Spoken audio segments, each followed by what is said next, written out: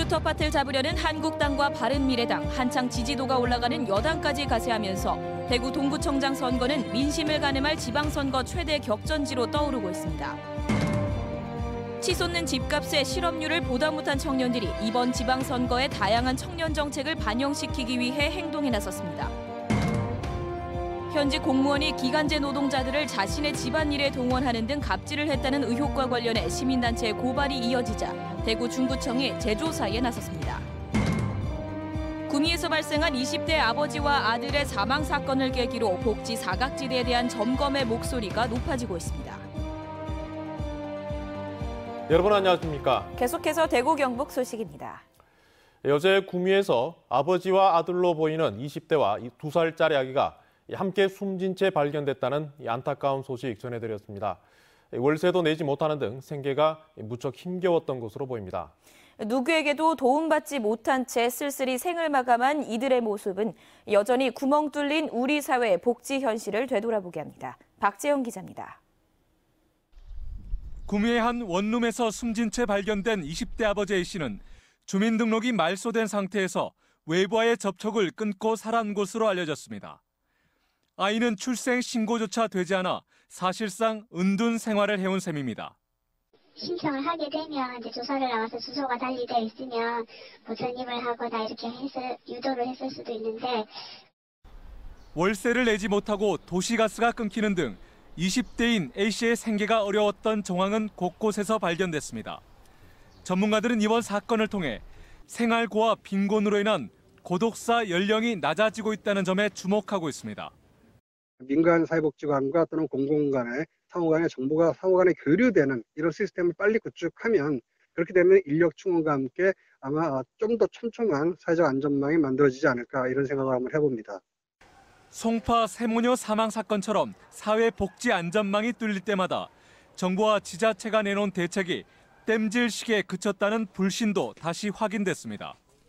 위기 가구를 발굴하지도 못했고 또 발굴을 못했기 때문에 차등하는 보건복지 서비스는 유명무실화졌다. 그래서 총체적으로 사회복지 전달 체계를 다시 한번 재검토할 필요가 있다 이렇게 보여집니다. 시민들과 가장 가까이 있는 읍면동 사무소가 복지 사각지대를 발굴하고 어렵고 있는 사람이 가장 먼저 찾고 믿고 기댈 수 있는 곳이라는 신뢰를 줘야 한다는 목소리도 높습니다. MBC 뉴스 박재영입니다. 대구의 한 구청 공무원이 수년 동안 기간제 노동자들을 자신의 집안일에 동원하는 등 갑질을 해왔다는 주장도 어제 전해드렸습니다. 오늘 갑질 피해를 당한 노동자를 직접 만나봤습니다.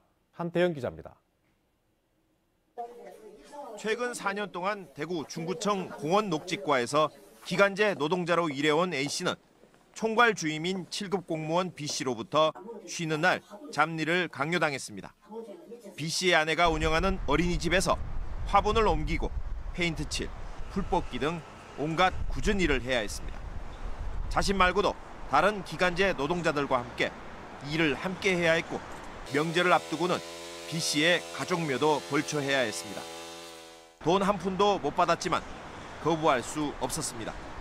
자기가 이제 뭐 왕노도 하는 게 그만큼 뭐 살아고 뭐 자기 이자권이 새끼네. 누가 받아서도 없지. 누가 하시니까. 내가 잘못하면은 몇 년 일 못하는데. 한 달 꼬박 일을 해도 130만 원밖에 받지 못하는데 밥을 살 때도 덜어 있다고 합니다. 밥학을 합시다 하면 그 뭡니까? 하고 살아가 그만 안 할까 그래. 근무 시간 중에도 개인적인 일을 시켰다고 합니다. 근무 시간 중에 자기 아파트 상한집 세운다 하면서 가가지고 수리 시키고 하다 그건 다 한 사실. 구청의 관용차와 각종 공사용 도구를 개인적인 용도로 사용했다고 했습니다. 취재팀은 담당 공무원에게 해명을 듣기 위해 통화를 시도했지만 연락이 되지 않았습니다. 대구 중구청은 부당 노동 행위를 강요한 혐의를 받고 있는 공무원을 지난달 해당 업무에서 배제시켰지만 시민단체의 고발이 이어지면서 다시 조사하기로 했습니다. 시기, 강도 이런 거 좀 우리 능력 범위에서 최대한 해서 사실관계를 밝히면서 징계가 가능하면 징계를 하고. 윤순영 중구청장은 이번 사안의 심각성을 감안해 조사 결과를 공개하겠다고 밝혔습니다. MBC 뉴스 한태현입니다. 요즘 인상착의를 기억하고 있다 용의자를 잡는 이 눈썰미 좋은 대구경찰이 연일 화제입니다. 이번에는 길 가던 경찰관이 이 시내버스를 타고 가던 절도 용의자를 바로 알아보고 이 버스를 세워 검거했습니다. 윤태호 기자입니다. 시내버스 제일 앞자리 창가 자리에 한 남자가 앉아 있습니다. 버스가 승강장에서 출발하자 갑자기 누군가 버스를 향해 뛰어옵니다. 70여 미터를 쫓아와 버스를 세운 사람은 대구 동부경찰서 김도현 경사. 김 경사는 정종환 경사와 함께 버스에 올라타 남자 승객을 데리고 내립니다. 이 남자는 지난달 19일 대구 시내 한 꽃집에서 10만 원을 훔친 절도 용의자였습니다. 김 경사는 버스 승강장에 멈춰선 시내버스 안을 우연히 보다가 절도 용의자와 인상 차이가 비슷한 승객을 발견했습니다.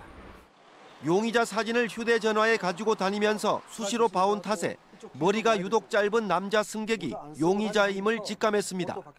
그 버스 타고 출발할 때 다 그런 똑같은 머리더라고요. 그래서 딱 순간적으로 동원 인물일 것 같다 하고 생각하고 바로 뛰었는 거죠. 지난달 16일에도 대구 강북경찰서 유동춘 경사가 미제로 남을 뻔한 절도 사건 용의자를 사건 발생 6개월 만에 길거리에서 검거했습니다.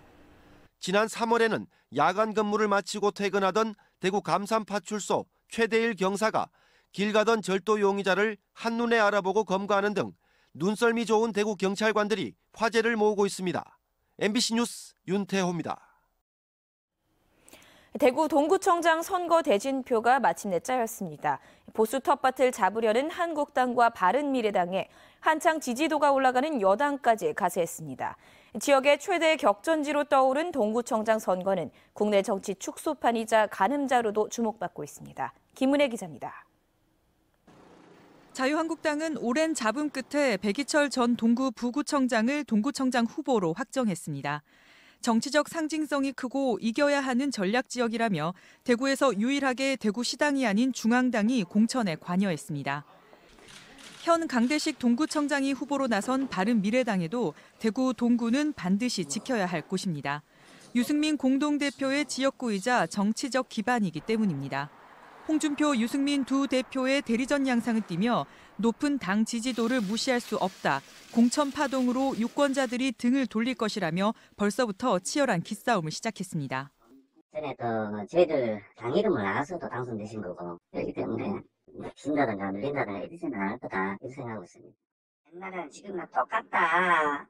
공천만 주면 다 되는지 알고 하는데 이번 선거는 좀 달라질 거다 이렇게 얘기하시는 분이 많아요. 서재헌 후보를 내세운 더불어민주당도 해볼만 하다는 입장입니다. 어느 때보다 여당에 대한 지지가 높은 데다 두 보수 정당의 대결로 표가 분산되는 상황이 기회로 작용한다는 겁니다. 40대 청년을 공천했잖아요. 후보가 정말 그 아이디어도 많고 재원도 젊은 못지않게 있으니까 저는 우리가 가능성이 있다고 봅니다. 여기에다 민주당 공천에서 탈락한 무소속 후보도 지켜봐야 합니다. 선거 결과에 따라 보수의 텃밭으로 불리는 대구에서의 당 입지와 지도부의 정치적 행보에 영향을 주게 됩니다. 때문에 지키느냐 뺏느냐 바꾸느냐 두 보수 야당과 여당, 무소속 후보까지 나선 대구 동구청장 선거에 이목이 집중되고 있습니다. MBC 뉴스 김은혜입니다. 청년들이 지방선거를 겨냥해서 다양한 정책을 요구하고 있습니다.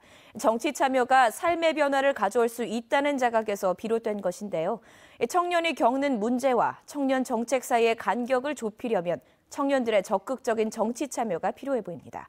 양관희 기자가 보도합니다. 유례 없이 높은 청년 실업률을 뚫어도 청년을 기다리는 것은 비정규직이란 질 나쁜 일자리입니다. 청년이기 때문에 기존의 30대, 40대 편집자들보다 거의 60% 정도 가까이 되는 그런 돈을 받고 지금 일을 하고 있습니다. 여기에다 성차별과 성폭력, 장시간 노동 등 청년의 일상과 일터엔 다양한 문제가 마치 지뢰처럼 도사리고 있습니다. 정부는 단지 청년 실업률 숫자만 낮추는 데 급급하다는 게 청년들의 문제 제기입니다. 한 설문조사에서도 청년들은 공공부문 5% 청년 의무 고용보다 직장 괴롭힘 방지 조례나 청년 건강검진 지원 같은 내 삶에 와닿는 정책을 더 선호하는 것으로 나타났습니다. 청년 정책은 사실 굉장히 복합적이고 다양한 방면에서 일어나고 있기 때문에 주거 같은 경우에 굉장히 비싸거든요. 보증금이나 월세 같은 걸 감당할 수도 없는데도. 이번 6.13 지방선거에서는 다양한 청년 정책이 반영돼야 한다고 청년들이 행동에 나선 이유이기도 합니다. 프리랜서 보호줄의 제정과 성평등 일자리 인증제 도입, 청년 건강검진 등 19개 청년 노동정책 요구안을 발표했습니다. 이번 정책 요구안은 청년 노동자들을 위한 사회 안전망이 부재하고 그들이 일터에서 겪고 있는 노동 문제나 노동 인권 문제에 대한 정책이 부재하다는 것을 알리고 이들은 정책 요구안을 광역단체장 후보들에게 공식 질의할 예정입니다. 답변이 오면 이를 분석한 뒤 유권자에게 제공해 청년의 정치 참여를 확대할 계획입니다. 자유한국당을 제외한 7개 정당은 이번 금요일 대구 청년들과 만나 정책 간담회를 가질 예정입니다. MBC 뉴스 양관입니다.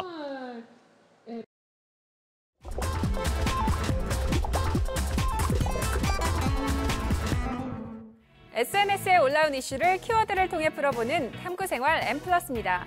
5월은 가정의 달인데요. 어머니의 위대함을 다시 한번 느끼게 하는 영상이 올라와 화제가 되고 있습니다. 첫 번째 키워드, 늘 피곤한 엄마입니다. 한 동영상 사이트에 올라온 영상입니다. 한 여성이 아기와 함께 잠을 청하고 있는데요.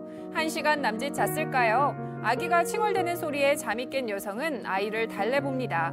밤새 빙글빙글 도는 아기 때문에 쉽사리 깊은 잠에 들지 못하고 조금이나마 잠을 청해보지만 이내 다른 방에서 잠을 자던 아이들까지 가세해 엄마의 품에 안기면서 거의 새하얗게 밤을 새고 맙니다. Why Moms Wake Up Tired란 제목으로 올라온 이 영상은 새아이의 엄마인 멜라니 다넬 씨가 남편이 출장 간 사이에 촬영한 것으로 영상이 공개되자 90만 뷰를 기록하며 큰 화제가 되었습니다. 이 영상을 본 네티즌들은 엄마가 된다는 것은 정말 힘든 일인 것 같다. 한 남편으로서 너무 미안한 마음이 든다 등의 반응을 댓글로 남기기도 했는데요. 이 여성은 자신의 SNS를 통해 매일 반복되는 삶이지만 몸은 피곤해도 더할 나위 없이 행복하다고 해 더 큰 감동을 줬습니다. 무슨 말인지 모르면 나쁜 말을 해도 괜찮은 걸까요? 두 번째 키워드, 찌끄레기여도 괜찮아? 입니다.